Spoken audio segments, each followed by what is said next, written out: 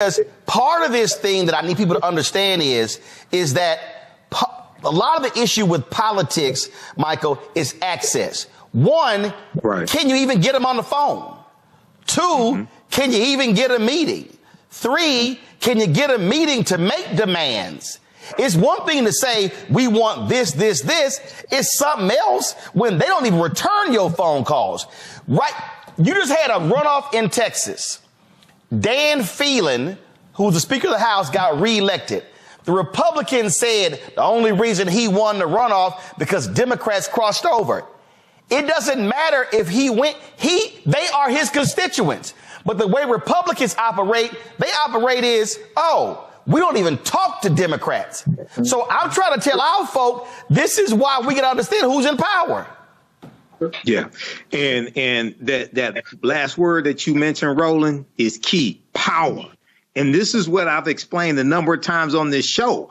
We have to explain to our people that you don't vote for exercise, you vote for power. You vote for policies that are beneficial to you, your community, your people, policies that are good for African Americans, are good for America in general. You have to look at why Republicans work so hard to suppress our vote. Why Shelby County versus Holder U.S. Supreme Court case 2013 was filed? Because they've been trying to repeal or weaken the Voting Rights Act since 1965. OK, and then when we look at those who are in support of a ceasefire in Palestine, and they're saying they're not going to vote for Joe Biden, they're going to go do something stupid like vote uncommitted. Well, if you listen to Donald Trump said he will cut off all humanitarian aid to Palestine. Number one. Number two, when he was in power, when he was in office, he banned Muslims coming from 7 countries. 3, Netanyahu wants Trump in office as opposed to Biden because he knows Trump will allow him to do whatever he wants to do. So we have to understand consequences. Voting is not the be all to end all. But what is important for our folks to understand is that, unfortunately, what we are not doing is using all of our power. Over the last several election cycles, black voter turnout has been down. Look, now we totally understand that because the historic election, the nation's first black president, caused record numbers in 2008 and 2012. Now we're seeing those numbers drop back towards pre-Obama levels. But here's the problem with that. And this is where the percentage of votes that Trump got in 2016 made the difference. When you see black turnout drop, then that actually makes the 8, 10, 12, 14% that he got even more important. We're seeing right now, of course, a lot of these white polls talking about he's going to get 20, 23%. None of the black polls show that. But the problem that we have to understand is that whether we're talking about Biden versus Trump, whether we're talking about Jeff Landry becoming that MAGA Trump-like governor in Louisiana, whether we talk about what's happening in other states, Kemp in Georgia, or county level, mayors or whatever, when black people are not maximizing our voting power, what we're doing is we are making it possible for folks who do not support our positions, who do not stand with us, to then have power and for them to then be able to determine our fate. I made that particular point as the elections were going on in Louisiana. Activist Gary Chambers was on the show talking about that. Gary posted this. Give me 1 second. He posted a series of things on Instagram talking about this very issue. We kept driving this point home, and you know what? A bunch of other black media was real silent. And see, so my problem for right now is I don't want to see these black media people right now doing stories and posting tweets about what's happening in Louisiana if y'all wasn't saying a damn thing before he got elected. And it's a whole bunch of folks out there now complaining about the bills being passed, the power grab that he's involved in. And guess what? They were real silent when it came to trying to get people actually registered to vote. And so what do we now have? We now have a far right-wing MAGA Republican who is seizing power because they now have a supermajority in the legislature, and so they can do whatever it is that they want. And so when we talk about these things, what could happen if Trump wins in November? If you think what's happening in Louisiana and Mississippi and Alabama and Florida and Georgia and Arkansas and Tennessee is bad, oh, boo, you ain't seen nothing until they take the White House and the United States Senate in November. Joining us right now is Gary Chambers, activist out of Baton Rouge. Also, we have Dr. Robert Biko Baker, visiting assistant professor at the University of Wisconsin, Milwaukee. Gary, I want to start with you because we have, let's be real clear, we've got ops right now in our community. We've got black people with platforms, with following, who are saying, don't vote, don't vote, don't vote. They ain't done nothing. They ain't done nothing. I had some dude who's a foundational black American tweeting about, oh yeah, Trump 2024, we're going to make these Democrats pay. And the reality is, and I said, well, that's pretty interesting because you say you want reparations. I said, ain't a single Republican out there standing for reparations. I said, everything on your agenda, they against, but you hollering Trump 2024. And we have to recognize that there are people who are invested in keeping black people from not going to the polls. And when that happens, then we screw ourselves because we're not taking advantage of our power. You know, Roland, you're absolutely right. We have it seems like an all-out assault from some folks in the hip hop and entertainment industry, a lot of influencers out there. And when you say don't vote, you tell me that you fundamentally don't understand how the government works, especially if you are somebody who's paying an immense amount of money in taxes. You don't stop paying your taxes, but you're going to tell me that you're going to stop voting. Every time you go to the store, the government takes some of your money. So what you're deciding is that I'm going to let other people decide who spends my money. You're also deciding who's going to determine the quality in schools. You're deciding who's going to determine who leads my police department. You're deciding who's going to determine the quality of the libraries in my community, whether or not my potholes get fixed. There are people who have the privilege of being single issue voters. I understand the terrible genocide that is taking place in Gaza. And there's a lot of folks who are saying, well, I can't vote because President Biden is leading this effort in Gaza as far as the funding goes. Here's the reality. America has never not been bombing other countries. The reality is you just didn't know about it because you weren't tuned into what was taking place with the government that you've been funding. And so now that you're aware, not participating is not the pathway. You can't change the funding if you don't vote for the members of Congress. You can't change the funding if you don't vote for the United States senators. The president of the United States is not the only thing on the ballot. And you're short-sighted, I almost cuss, simple-minded individual if you believe that not voting for the president is hurting anybody other than you. You are hurting yourself when you don't participate in the process because you're allowing your enemies to decide who's at the table, deciding what's on the menu. I have never been in love with the party. I've never been in love with a politician, but I have been in love with black people.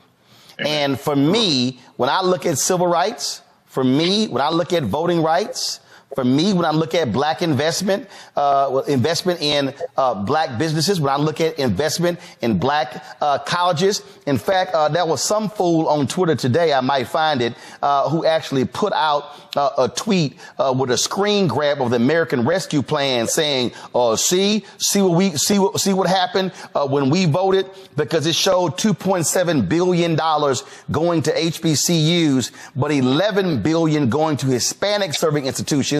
But this person was too stupid to realize that a Hispanic serving institution is any university that has 25% or 20 or 25% more Hispanics. Texas A&M qualifies. PWIs qualify. So this fool puts out information saying how, oh, we lost out on funding. What he did not post was the $16 billion that HBCUs have gotten over the last 3 fiscal years. But that's sort of the nonsense that we see. And what these folks don't understand is, and it's crystal clear, these folks don't plan all of the money HBCUs have gotten, the student loan debt relief over the last 3 years. We talk about investments in black organizations. Also, not only that, under Trump, they were bundling contracts, so only large companies could compete for them. The Biden administration has been unbundling contracts so smaller businesses can qualify. None of that stuff happens if they are back in charge. That's just a fact. Amen. Amen. And when you look at what's happening across the country with community violence interruption, digital equity grants, infrastructure, you can see the Biden plan at work. And my main problem with the Biden administration is they did a very bad job telling the story. We all remember during the Obama administration, the signs, the stories, that influencers everywhere. Unfortunately, the Biden administration took a little bit too long to warm up. And I'll be honest with you, Robert. Obama was bad too. He had to come out and admit that we thought people were going to get it. And it was like, no, bro, you got to sell it. That first stimulus bill they passed, they didn't tell anybody, and he was getting nailed. And it was like, dude, you got to sell it. This is Democrats' part of Democrats' problem. As Plies talked about, they don't know how to take credit for stuff. Right. Yes. Amen. I'm not going to debate. We can go back and revisit the Obama administration. There's a lot of things that we should have did differently, both as a community and he should have done as a brother. But he was better. He was a much better salesman. And they got a very difficult salesman at the top of the ticket. And I think that's why we need to get people like yourselves, out on the road in these battleground states really telling the story. This is a very clear issue. And I know a lot of my people come from the more radical left and we're looking at Palestine and it's a very horrific thing. But I think even that is clear when you see Nikki Haley in Palestine, riding on bombs and celebrating babies being killed. I think we have a really big difference and we have to be honest about where we're at. If not, we could be in a lot of trouble. The thing here, I'm going back to not in love with a party or an individual. And what you have with these ops, Gary, they're out here going, butter biscuits, you dancing, you tap dancing, and all this sort of stuff. And I'm sitting here going, no, I know what the hell I'm talking about. Because federal, state, county, city, school board, right now in Houston, the largest school district in Texas, majority minority, folk are pissed off that Mike Miles is controlling the process because the Republicans in Austin took over the legislature. Well, guess what happens? When we don't vote in statewide elections, they have that power. In Louisiana, the reason they are running roughshod, they just voted to give the governor power over every state task force and committee, some 148 different boards, because they now have a supermajority. If they don't have a supermajority, they got to work with Democrats. Supermajority, they can do what the hell they want to do, and they are moving fast to completely dismantle and seize power for the next 100 years in Louisiana. The reality, Roland, is because people don't understand the power that they have in their vote, not participating in the process is how Jeff Landry became the governor. This is a man who won an election with 30-something% of the people in the state showing up to vote. He won 50+% of that vote, which was about 19% of registered voters. 19% of registered voters is less than 20%. I think it's less than 15% of the total population of the state decided who the governor is because people just didn't go to vote. When you don't vote, you give other people permission to make decisions on your behalf. When you don't vote, you allow your enemies at the table for you. More importantly, you give the ability to say that everything that you are working for in your community is not of the same value as somebody else. If you don't understand the process, just say that. But don't sit here and say that people aren't doing anything. If you're frustrated with the speed of the process, just say that. But don't say that people aren't doing anything. I don't believe in blind loyalty, and I'm not one of the people that gets invited to the White House. So when I tell you to vote, I'm telling you to vote because you need to vote for yourself, for your kids, for your grandmama and them, because at the end of the day, these people are taking your health care. They're putting your kids' records online. They're now stripping away. They're giving a law right now in Louisiana that you got to be 25 feet away from the police officer if you're filming them when they're brutalizing you. So the question is, does the cop have to take measure, or do I, to determine how far we are from the police officer? The governor is going to pick the chairman of the board of every state college and institution in the state. He's going to pick the chair of the board for every board that's in the state. Why does one man need to have the ability to appoint the chair of the board if you appoint the members of all of these boards in the first place? Because I want to control what's on the agenda of every meeting in every corridor of the state of Louisiana. And if you got anything on there about diversity and inclusion, if you got anything in there about equity, I don't want you there. And that's because you just decided you couldn't go around the corner 5 minutes from your house and click some buttons in a machine to make sure that somebody was there to defend you and your family. Here's the reason why this really jumped out at me, and that is when I look at various polling. Now, first of all, again, I understand a lot of these polls in terms of how some of these are. And so this was a story that was in the Hill. Share of Black Americans planning to vote drops. And it says fewer Black Americans are certain they will vote in this year's election than in 2020. Only 62% of Black voters say they are absolutely certain they will vote in November, which is a drop from 2020. Now, first of all, this is May. It doesn't mean the number's not going to go up. The issue that I have is, and again, I totally understand people's concerns. I absolutely understand genocide, Israel and Gaza. I totally understand people who say they wanted the George Floyd Justice Act.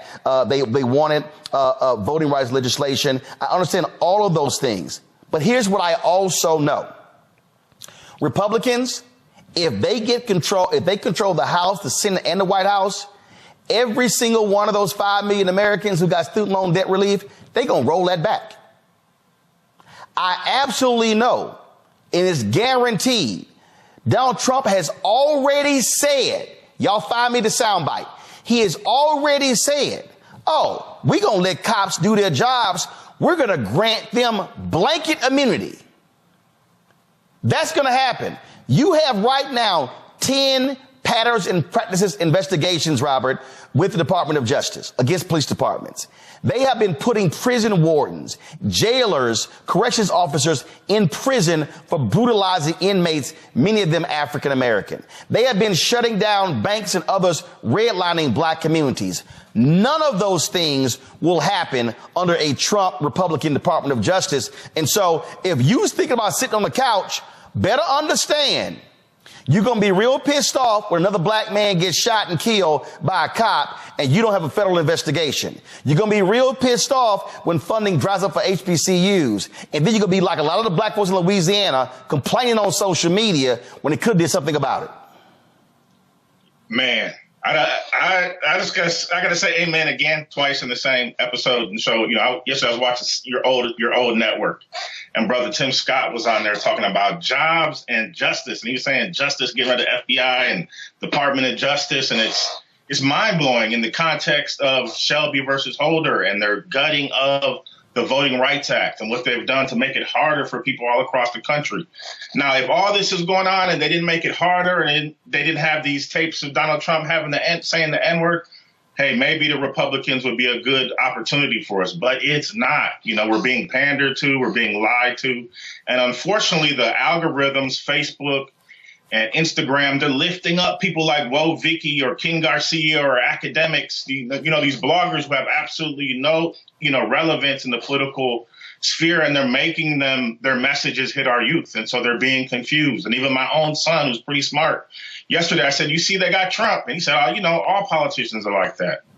And that's unfortunate, and because our people have so much misinformation. And so hopefully we can do more to get your voice amplified in the battleground states. Niambe, this is a piece from the Brookings Institution. It says here, new voter turnout data from 2022 shows some surprises, including lower turnout for youth, women, and Black Americans in some states. Robert is right there in Milwaukee. Here's a fact. 50,000 fewer people voted in Milwaukee in 2022 than 2018. If those 50,000 people in Milwaukee vote, and we know typically how they vote there, Mandela Barnes is a United States Senator and not MAGA Ron Johnson. Now, I've been real clear. Mandela Barnes ain't been happy with me. His campaign should have done more. His campaign didn't do what they were supposed to do. But what I'm saying to Black folks in Milwaukee, we can't wait on somebody's campaign. The fact of the matter is, Black folks in Milwaukee would have been better served with a Mandela Barnes as a U.S. Senator than a Ron Johnson as a United States Senator, because he was one of the January 6th co-conspirators.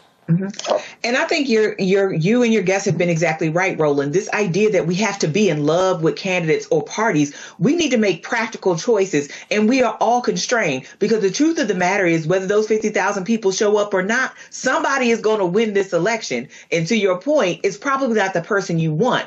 And it makes me think of what Jesse Jackson said when he ran in '84, when he was at Tinley Baptist in Philadelphia. He said Ronald Reagan won by the margin of despair. And I think we're seeing something similar happening, not just in Milwaukee. You can think about the Miamis, the Atlantas, the Durhams, the DCs, all of these places where you have people who are disaffected.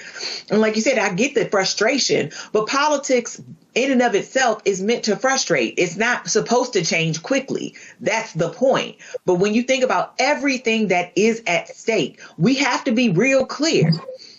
We got to make the best decisions we can with the limited options we have. The options aren't going to change. The political system isn't going to change. And keeping our votes to ourselves just might mean we won't have a vote the next time, because these people are very clear about what they're trying to do. They've already done it in some places, but they're going to do it in other places. They are trying to destroy our communities. They're trying to destroy progress. They're taking away our citizenship rights. They want us to be what America used to be. They're not whistling Dixie on this. This is a real decision that they've been making, and they have been doing it since the civil rights movement. They have been working on this. You know how dogged and determined you have to be to wait for 60 years to do this kind of stuff, or to be planning for 60 years to do this kind of stuff. And they finally got their foot in the door. And you better know that if Donald Trump gets in again, Clarence Thomas, Justice Alito going to step right on down. He's going to stack the lower courts.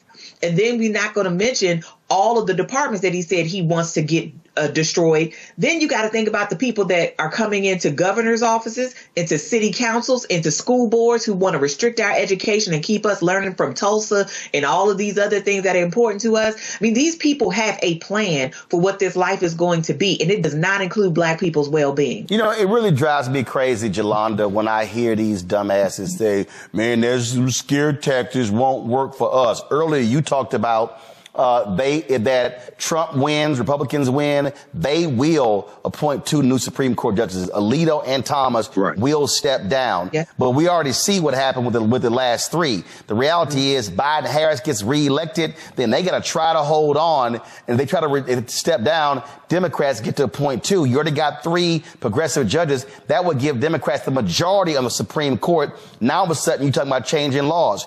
I'm from Texas. You're there in Texas. For folk out there, again, who want to play these games, who don't quite understand what America will be like if Republicans control the House, the Senate, and the White House, just go ahead and let them know the hell you got to deal with in the legislature, where Republicans control the House, control the Senate, control the governor's mansion, and they're just running roughshod. And they control the state Supreme Court, and they control all statewide oppositions. What Texas looks like. And all the courts of appeal. So it's very, very, very difficult. We go in, the Republicans have a majority in all the branches of government. So Democrats very rarely are able to get bills out of the House to get to the Senate. When we do get bills from the House to the Senate is overwhelmingly Republican. They vote down all of our stuff. And then the governor goes and he signs all of this anti-Black stuff. So I'm talking about Black people. And Roland, I want to say this really quickly. I'm really thankful that you have this station, because the mainstream media is whitewashed and they don't tell the truth. But I think that what we need to be as Black electeds is we need to go into our communities and we need to connect the dots for them. People that are struggling. We have lights. We didn't have water. We got evicted all the time. My mother was trying to figure out how she was going to pay the rent, how she was going to pay the car note, how she was going to fix her broke car. So my mother wasn't paying attention to that stuff. And of course, we were worried about how we ate. So and also, Roland, there are digital divides. So some people who are poor don't have access to the internet. I say that to say this. When you're struggling, you're worried about the thing you can't pay or the thing that's keeping you down right now. We as elected officials have to go and we have to speak to people and connect the dots for them. Like, you're mad that they've taken over HISD. Well, we need to have more state representatives and more state senators and a governor who appreciate public education. So you can't miss that election. Or you don't like what they're doing in a school or how much they're paying. Well, you need to go to the school board. People don't know that. And I'm ashamed to say that when I ran for office and when I was 37 years old, I'm about to be 59, but when I was 37, I didn't know there was early vote. So a lot of people don't vote early, Roland, because they don't know there's early vote. And I was a lawyer by then. So we that know the system, we've got to go talk to people. And we also need for local electeds to go and talk to the people because they're around us. But one thing I'll say, and let me be clear, I'm a Democrat and I'm voting Democratic, but I'm challenging the Democratic Party in Harris County and in Texas to do better by Black people. You were the only media initially who followed that the Harris County Democratic Party, led by white men, were trying to remove Black women from the ballot who are running for judge. So we can't get media to cover these stories. They don't want to do that. We've got the same problem here with Pride. Pride, which I happen to be the first openly gay person in the Texas legislature, it finally has Black people on it. Well, a white group is coming. They're trying to take Pride back. The mainstream media won't cover it. And so what I'm saying to you is the people that are in the trenches where they are need to go and explain to their constituents because we're proximate to them. We're close to them because some people are just struggling so hard. And I think that we have time, Roland. That's what I'm excited about. We have time. It's May. It's going to be June. So we can go out and we can make a commitment. The elected, but we have things that we can talk about. We can come to you. We know you'll talk about it. But it's way more complicated than we think, but we cannot speak over struggling people's heads. We've got to connect the dots for them. Otherwise, we are going to be apathetic and we're just tired. And the thing here, and I appreciate talking about in terms of the role of the show here, I love these fools. I love these fools. Man, you sitting here begging for the money. Guess what? Let me be real clear. The political advertising money that we got in 2020, that paid for the staff for the first 6 months of 2021 because advertising dropped. Mm-hmm. Mm-hmm. Now, all y'all fools who talking all this mess, Sinclair, right-wing Sinclair, after the 2022 election, announced they made $314 million off of political advertising. And for all y'all folk who run y'all miles talking about, man, you trying to beg for dollars, understand this here.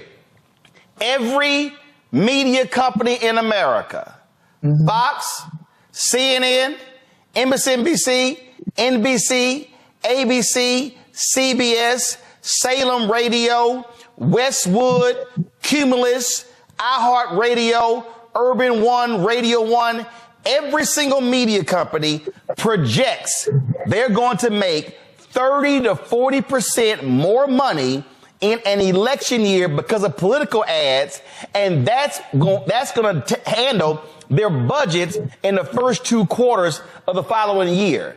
And so you can't on one hand go, man, we got to do for self, when the reality is this here.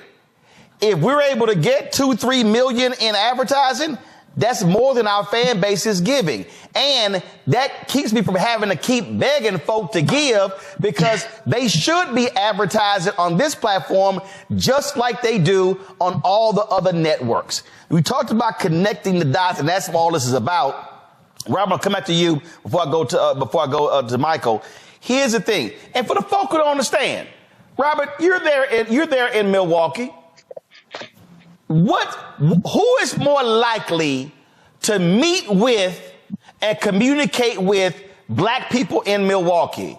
Would it have been a Senator Mandela Barnes and his staff or Ron Johnson and his staff? I mean, that's a no-brainer. You know, salute to Mandela Barnes. And you had me on right after the election, and I have my own problems with the way he ran his campaign. But that's a no-brainer. Mandela is still out in the community, and I just saw him at an event with Vice President Kamala Harris, and he was there smiling and shaking hands. So that's a no-brainer. Well, no. The reason I'm asking the question, because part of this thing that I need people to understand is that a lot of the issue with politics, Michael, is access. One, Can you even get them on the phone? 2, can you even get a meeting? 3, can you get a meeting to make demands? It's one thing to say, we want this, this, this. It's something else when they don't even return your phone calls. Right? You just had a runoff in Texas. Dan Phelan, who's the Speaker of the House, got reelected. The Republicans said the only reason he won the runoff because Democrats crossed over. It doesn't matter if he went, they are his constituents. But the way Republicans operate, is, we don't even talk to Democrats. So I'm trying to tell our folk, this is why we can understand who's in power. Yeah. And that last word that you mentioned, Roland, is key: power.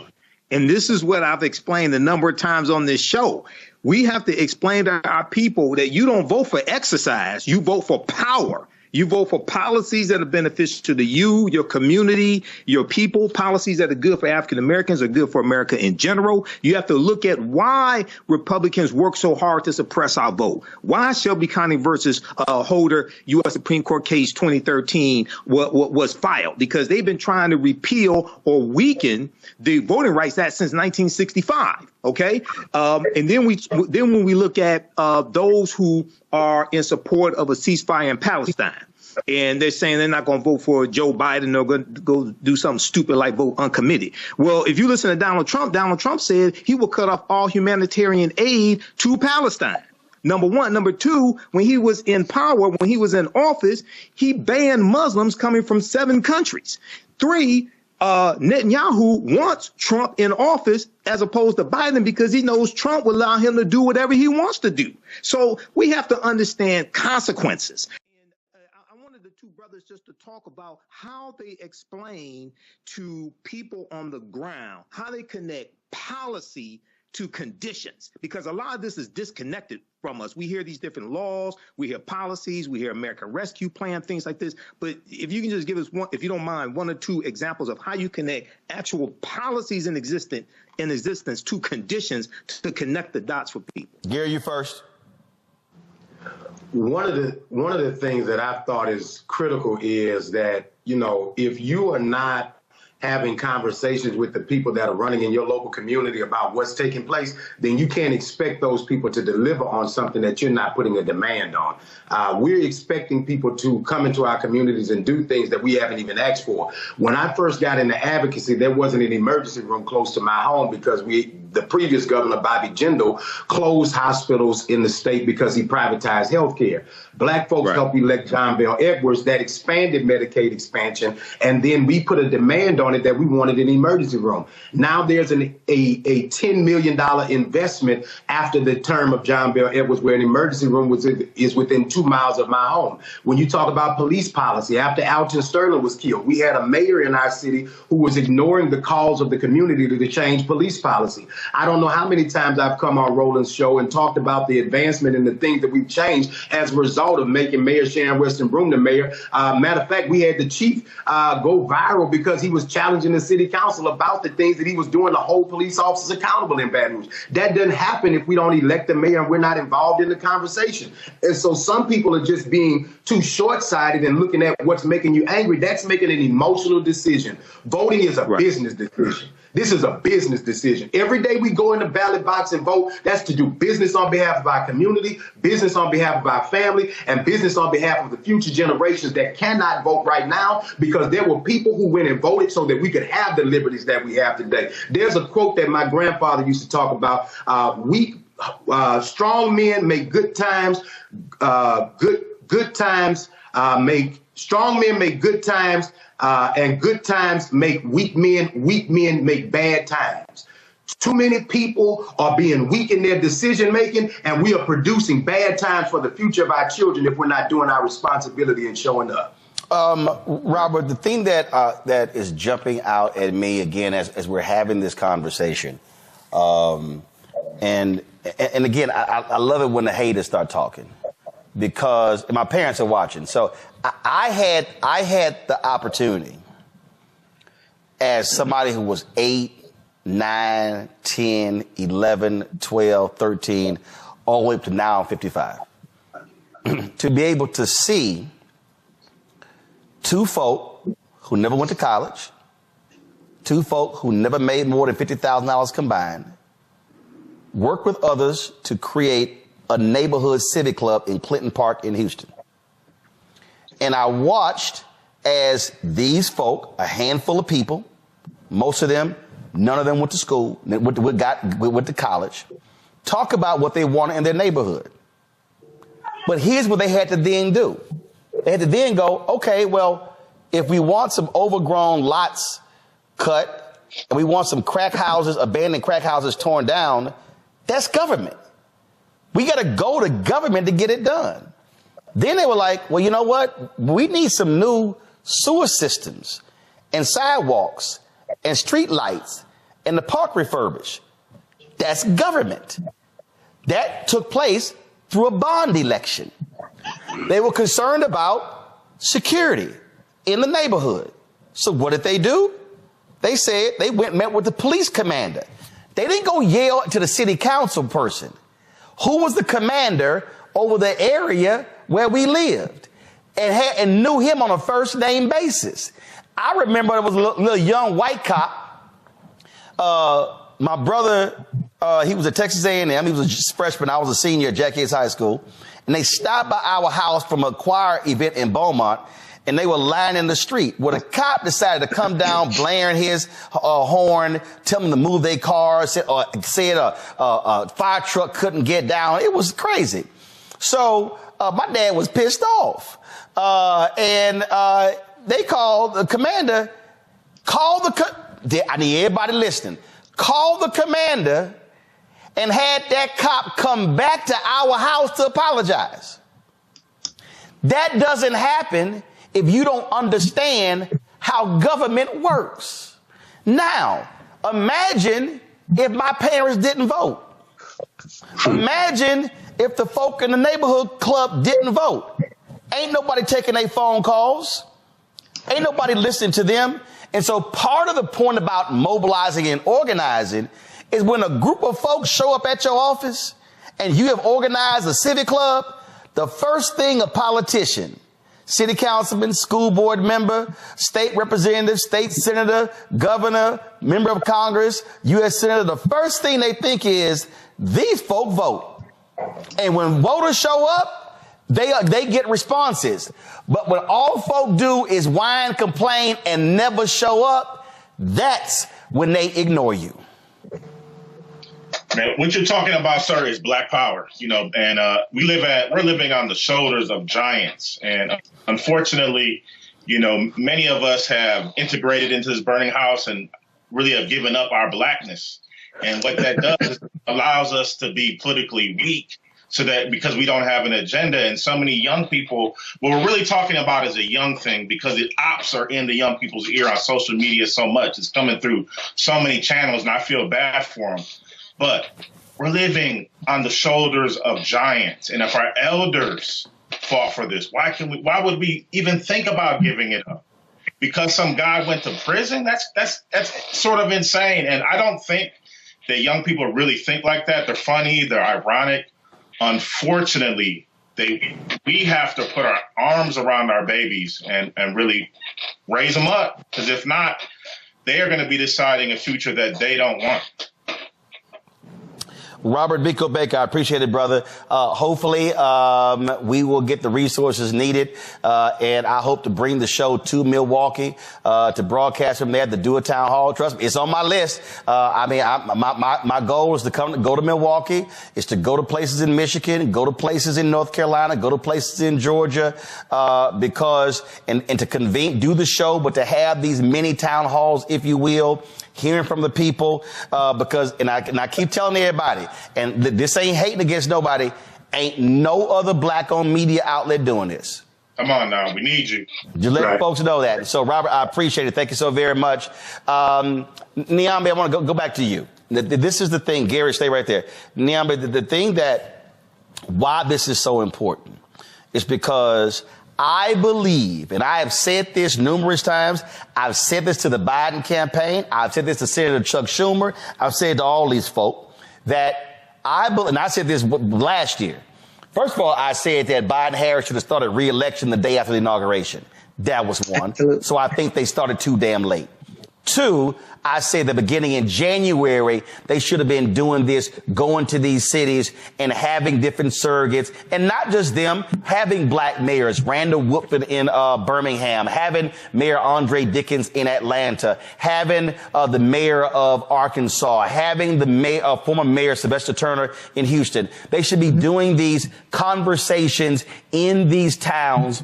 Again, inviting someone like us in to live stream that and answering people's questions. If people say, well, I don't know what they've done on this, boom, we got the answer for you. What about this? And because I believe that January to August was what I call the education and informative stage.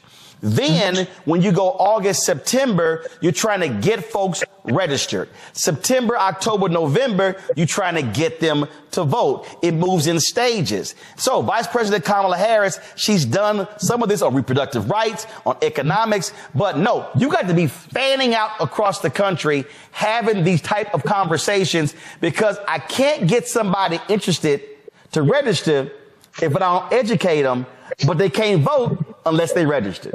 Exactly. And you have to do this in many places a month in advance of the election. So if you decide on the day of, hey, my mind has changed, and you don't live in a place with same day registration, it's USOL, right? So I think you're exactly right. And I feel like it's a little bit of Groundhog's Day, because I feel like we've had shades of this conversation before, which is part of the reason you feel some of this resentment in our communities. It's like you only come around when you need our votes. Where are you in the in-between time when the election isn't raging? How do you communicate to us? How do we know what you're doing? Even something in the mail to say, hey, this happened for you. Did you know? You know, if you're a homeowner and you just replaced your water heater, that you can get a tax, abatement for that. I mean, that's something real. That's something tangible. I had my student loans forgiven. I've known so many Black professional people who've had their student loans forgiven. Where's that conversation, right? How do you not go to these places where Black people are and just talk to them? And it won't be easy conversations. There are people who are still pissed about the George Floyd Act.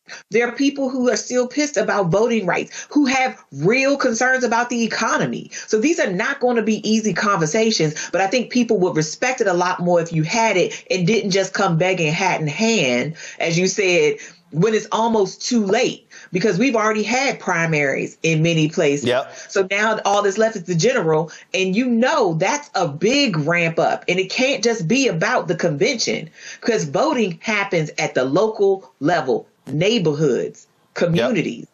And these people seem to forget that Black people are like everybody else.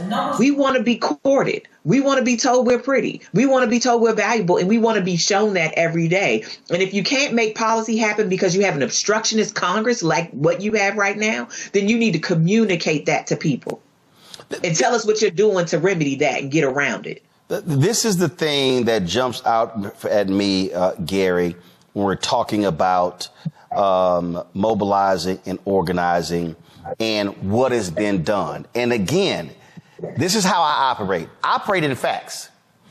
If Donald Trump and the Republicans poured $16 billion into HBCUs, I would be saying that's the largest investment in HBCUs ever. It's a fact, but it's not a fact. So when Senator Tim Scott goes on TV lying, what he does not say is that and they love touting this $250 million program, but first of all, Trump zeroed that out of his budget. It was Congresswoman Alma Adams who put it back in.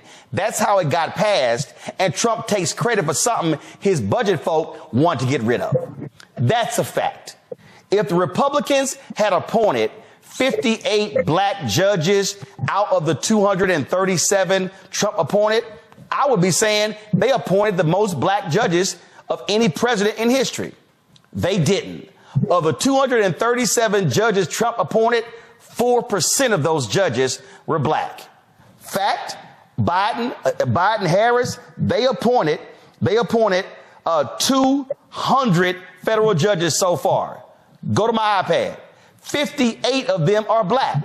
37 Black women, 21 Black men, and every one of you punk ass brothers out there who's been talking shit, oh, he appointed more Black women than Black men, that's because previous presidents appointed more Black men than Black women.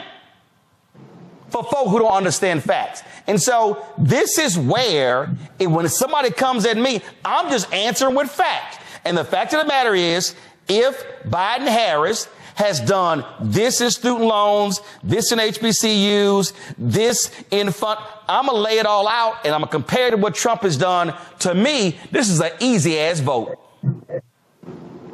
It's not difficult at all. You know, you don't have to be a chief spokesperson for Joe Biden to do what's in your best interest. And I think that, you know, there's a host of things that we can complain about with the Biden administration, but we also have to be honest. When you look at the stabilization of what he did after COVID, because Donald Trump left us in a mess while a bunch of your grandmothers were sick or dead as a result of COVID and the pandemic, when you look at the ability to pass the infrastructure plan, the reality is government is like a big boat, not a speed ship, not a speedboat.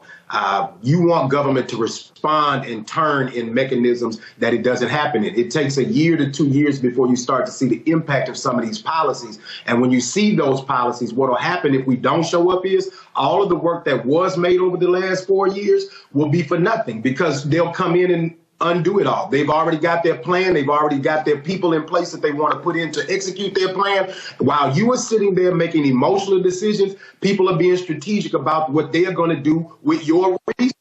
So the question really is, are you going to do what is in your best interest, or are you going to make an emotional decision? Joe's old, Joe's slow, Joe doesn't communicate as well you'd like him to communicate. Joe is funding the genocide. We know all of these things. Donald Trump is worse every day of the week.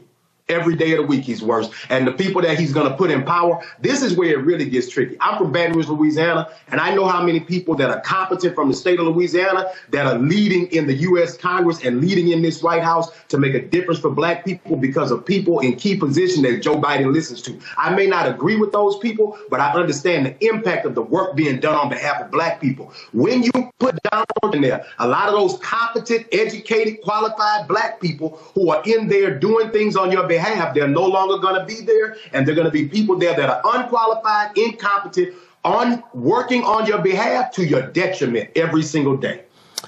Joining us right now is Kadida Kenner. She is founding CEO of the New Pennsylvania Project. Kadida, his was very interesting. I had seen some of these clueless damn rappers talk about, man, the hood said our pockets were full when Trump was president. Look about them stimmy checks.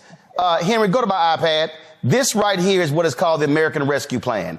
It was passed under President Biden. And look at this here. When it goes, here's the help with the American Rescue Plan.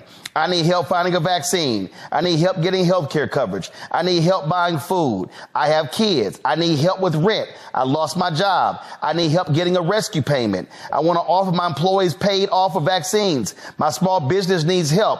Oh, I'm sorry. Did somebody actually say stimulus checks?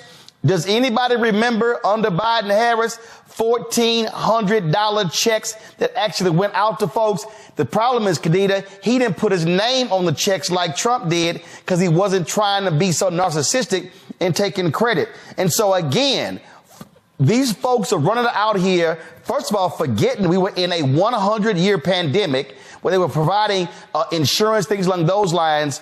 And all these folks who think these checks are going to start flowing if Trump gets back, Project 2025, they plan on cutting everything. And all y'all folks out there who are pissed off that your taxes are higher, that was a part of the Trump tax cut where your taxes went up in 2024, 2025, and they want to make the Trump tax cuts for the rich permanent next year.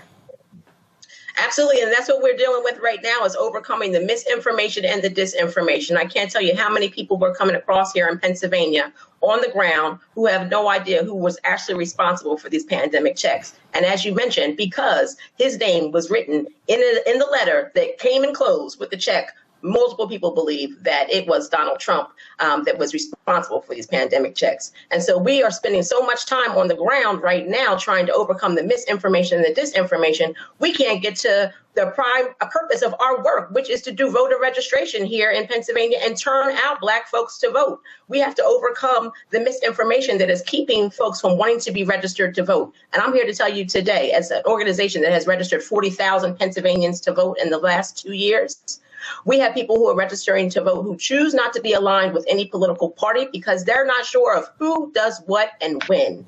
Last year, it was 17% of the folks we were registering to vote registered as unaligned, not choosing to belong to the Democrats or the Republicans. This year, that number has gone up 11 points to 28% of those we are registering here in Pennsylvania choosing to be unaligned from political parties, and mostly because they don't know who the Democrat is, who the Republican is. Civics have been taken from out of their public school systems. And so we're having to provide all the civic education on the ground. At the same time, we're trying to get folks registered to vote and turn them out. And again, for all the folk who sitting there saying, man, you sitting there caping, no, I'm stating facts. These right here, what I'm about to read, are actual facts that were in the American Rescue Plan put forth by Biden Harris. American Rescue Plan increased the earned income tax credit from $543 to $1,502. That's almost $1,000. Also, those with children, they increased the child tax credit from $2,000 per child to $3,000 per child for children over the age of 6 and $3,600 for children under the age of 6. And they raised the age limit from 16 to 17. The plan also made more people eligible and increased the total credit to $4,000 for one qualifying individual and $8,000 for two more. Oh, remember the unemployment insurance? Republicans, remember Lindsey Graham? They stopped the increase in unemployment insurance in South Carolina. The American Rescue Plan extended unemployment benefits until September 6th with a weekly supplement benefit of $300 on top of the regular $400. And the first $10,200 of unemployment benefits were tax-free for people with incomes less than $150,000. Kadida, the last point is this here. John Hope Bryant was on our show. He also reminded people the earned income tax credit is retroactive. So if you forgot to actually get it, you can go back and get it applied to your taxes. None of that happened because of Republicans. So for the folk who say, man, our pockets have been empty with Biden, y'all sure wasn't hell complaining about that money. Absolutely, they were not. And there's so much more that this administration has done. If you think about the last 30 years, this administration has helped to put forward more Black entrepreneurs than any other administration in the last 3 decades. There's 2.6 million more jobs for Black folks in this time. And so if we are trying to actually, as the previous speakers mentioned, this is voting is a business decision. This is absolutely a business decision for you and your family. And if you are trying to put more money in your pockets and not allow for your tax dollars to go to the rich and those who are highly favored by the Republican Party, then you need to make sure that you are casting your ballot this November or before, if you can do that. This is the last round of questions and answers before I got to go to my final guest. So, Jolanda, I'm going to go to you first. We're talking about Black turnout. 1983, 85% of all eligible Black people voted for Harold Washington to become the first Black mayor of Chicago. The white racists in Chicago supported the Republican candidate in a hardcore Democratic city because they didn't want to see a Black man win. If 85% of all eligible Black people voted, I don't know who the hell the other 15% were. He doesn't become mayor unless they vote. Andrew Young said at the Alpha Public Program last year at the convention in Dallas that I moderated the conversation, when he ran for Congress, and it was in 72 or 74, he got 72% of all eligible Black people who were registered to vote voted. The facts are clear. If Black people vote at least 65, at least 65, but let's say 70. If we vote 65 to 70% of our capacity, we can sweep elections. Because if they're going to be voting here and we vote here, that additional 20, 30, 50, 75, 100,000 votes, that's the difference between winning and losing. And so literally the power is in the hands of black people. Somebody on Twitter got mad. I said yesterday, I don't care what white folks gonna do, Latinos gonna do, white women gonna do. What I'm saying to black people, if we literally use that ballot and vote our capacity, we can sweep races, whoever we want to win. Absolutely. Here, black people are the Democrats that determine who wins. So they determine which white person wins and which Hispanic person wins. People just don't understand that. And as I've said before, the world is run by those who show up. So it could be a city with 1 million people. If 500 people show up, then the majority of those people are going to decide what happens to us with the 1 million. And there's a reason why they are, the powers that be, Donald Trumps of the world, are suppressing our vote. And I will say this is black people. You hear people talking about all the time trying to get black people the right to vote if they lose it when they get elected. Here in Texas, if you are a convicted felon like Donald Trump, you literally do not have the right to vote. And if you are on paper, you do not have the right to vote. So in Texas, Donald Trump, if he lived in Texas, couldn't even vote for himself. And then you can't get a job, you can't get an apartment, you don't qualify for certain things. I don't think that we should let Donald Trump be able to do what we can't do. If we go to apply for a job and we have a felony on our record, if we go apply for an apartment and we have a felony on our record, we don't get stuff. So we need to try to do to Donald Trump what the system does to us, because that is what it was designed to do. But black people, we have the power. But I'm going to say this again, Roland. We've got to connect for people. Yes. People just don't know. They don't know Absolutely. that government are the ones who put the sidewalk around Kelly Courts, in Houston, which is a North Side Section 8 place. They don't understand that they put lights in Law Park in Sunnyside where they were dumping dead bodies and crime was taking place. They don't understand that. They don't understand like your parents did in Clinton Park. But I will tell you, politicians pay attention to two things. The first thing they pay attention to is people with money. Most of us don't have money like that. The second thing they pay attention to is what you said, Roland, and the other gentleman said. They pay attention to people who are organized and who vote. And guess what? So, votes trumps money. Absolutely. You know what? You're right. You know what? Because I will say this. People can contribute a lot to your campaign, but they can't vote for you. And I was literally talking to Representative Allen, and we're both representatives, and we're talking about people that had a whole bunch of money, like more money than us. And you know what we do? I literally went to Isaac Elementary School yesterday. I was the only elected official that showed up myself because they want extracurricular activities. They want a performing arts center. And they were so thankful that I showed up and that I listened to what they want. And I told them, I will try to help you get this performing arts center. Yep. That's what we have to do. So now they've connected this elected official to, we can get a performing arts center and we can learn ballet. There you go. Very simple things, right? And there That's you go. what we got to do. And for everybody who's watching in Texas, before I let Yolanda go to my iPad, Henry. Folks, Texas has the largest number of eligible black voters in America at 2.9 million. 2.9 million. That's eligible black voters. I didn't say black population. That's eligible black voters.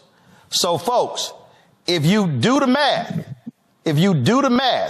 and you talk about if you have 70% of black people in Texas, that's 2 million votes alone. 2.9. No, that's 2.9 million. I said, but we vote at 70% of our capacity. Okay. Yeah. Now, here's the whole deal, y'all. Here's the whole deal.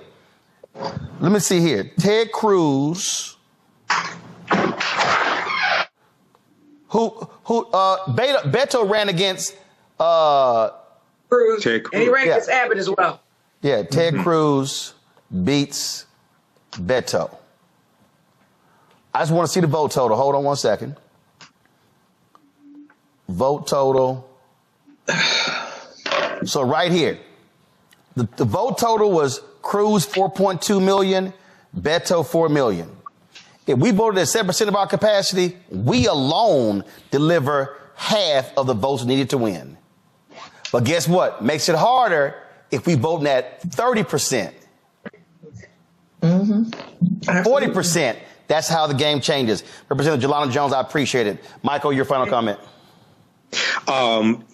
This is a fantastic conversation. You talked about the American Rescue Plan. Roland, two quick things. Number one, no Republicans in the House or the Senate voted for the American Rescue Plan. We have to drive home that point. The only reason why that got passed is because of Democrats. One, two, Vice President Kamala Harris was the tie-breaking vote in this.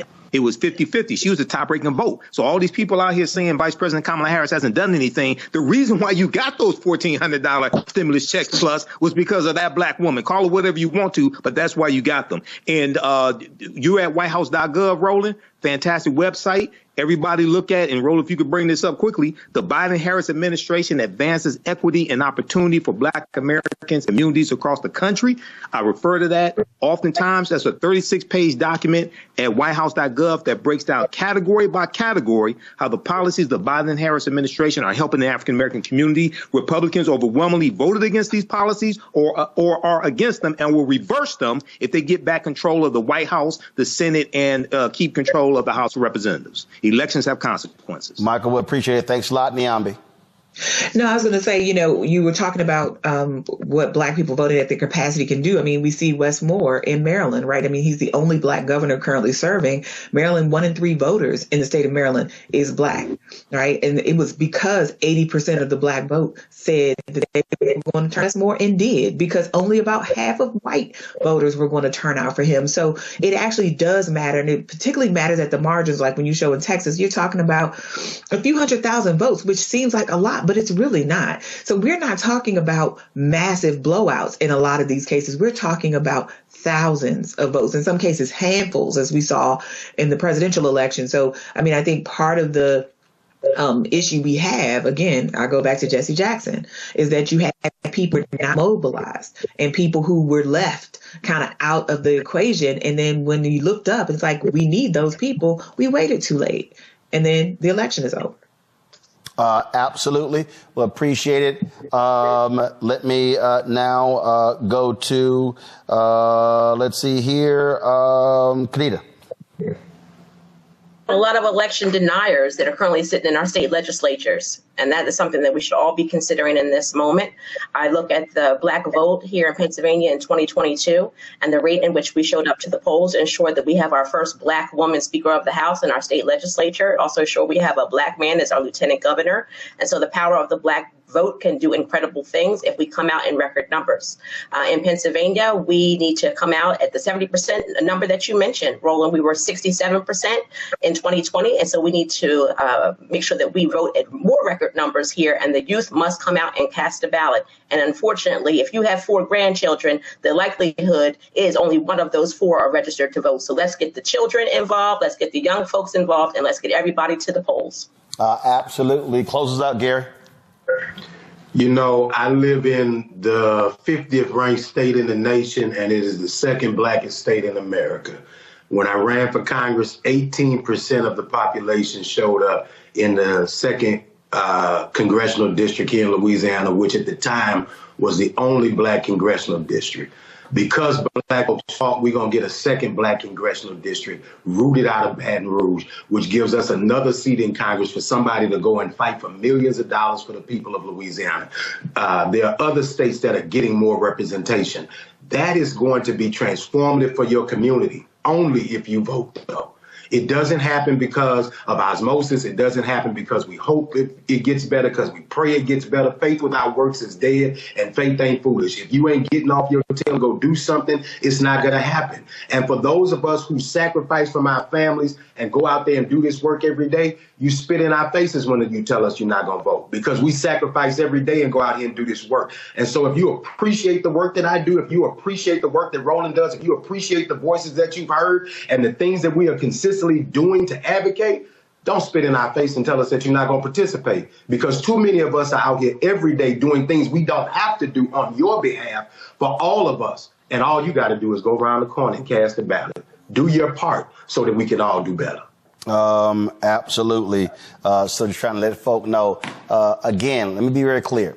What everybody here has said, this ain't about a party. This is not about an individual.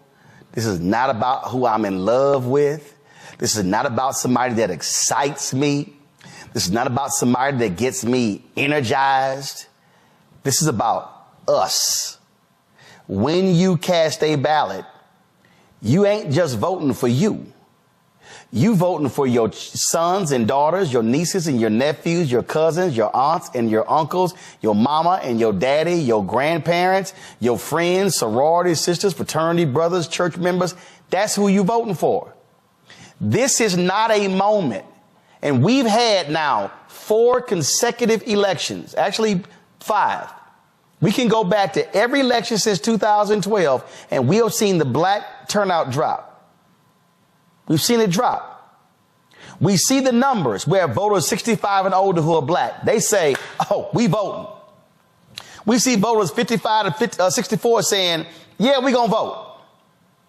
But then when you go below 54, I don't know. I'm gonna stay on the couch. Yeah, I ain't feeling it. Yeah, you know, he too old. Yeah, I don't know. Niambe said it. Somebody gonna win. You can come up with every excuse you want to about the election, but let's be real clear. Somebody is going to be the president and the United States senator from your state and the congressional member from your district and the governor from your state and the state senator and the state rep and the mayor and the city council member and the district attorney and the judge and the tax assessor. Somebody's going to win. And if you choose to sit at home, not a problem. I can guarantee you there's somebody else who's like, ooh, yes, them black folks, they sitting their asses at home. Oh, yes, we could win everything because they ain't voting. And let me remind y'all, in 2016, who thanked black people for not voting? Not for voting. Donald Trump did not thank black people for voting for him. He thanked black people for not voting in the election. And what he was saying is, you fools helped me win. The question is, do y'all want to help him win in November by sitting your ass at home? It's really up to you. If you like this type of information, visit our website, AfricanHistoryNetwork.com, AfricanHistoryNetwork.com. You can register for this full online course, and it's 10 multi-week sessions, okay?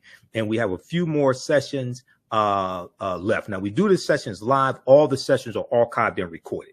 So our next sessions are today, June 1st. We're going to start up in a few minutes as soon as I finish this broadcast. So you can join us at our online school. This is taught at our online school, the African History Network online school, June 8th and June 22nd, 2024. All right.